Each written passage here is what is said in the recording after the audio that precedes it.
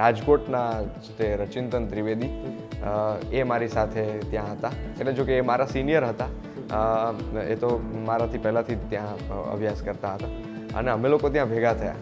અને પછી બીજો એક મિત્ર મારો ધ્રુવ કરીને, એ પણ રાજકોટથી હતો, એ પણ ત્યાં અભ્યાસ કરવા આવેલો.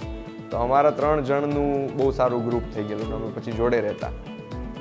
પછી અમે લોકોએ સર્ચ કરવાનું ચાલુ કર્યું. ત્યારે હજી આ બધું ડિજિટલ એપનું ને એ બધું નહોતું એટલું બધું, એટલે ખાવાનું ગોતવું પડતું હતું કે ભાઈ ગુજરાતી ફૂડ ક્યાં મળે છે. એટલે કોકના થ્રુ અમે કંઈક સર્ચ કર્યું કે ભાઈ સાવકારપેટ નામની એક જગ્યા છે અને ત્યાં આગળ આપણું ગુજરાતી ફૂડ મળે છે. તો હવે ત્યારે તો વાહન ને આન તેન કંઈ નહીં, મારી પાસે એક એક્ટિવા હતું.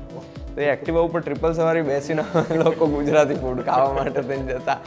અને ત્યારે આ ઇડલી ઢોસા વડામાંથી અચાનક જ તે રોટલી અને શાક જ્યારે મળે ને ત્યારે આમ એમ થઈ ગયા કે વાહ વાહ વાહ, ભગવાન મળી ગયા એમ.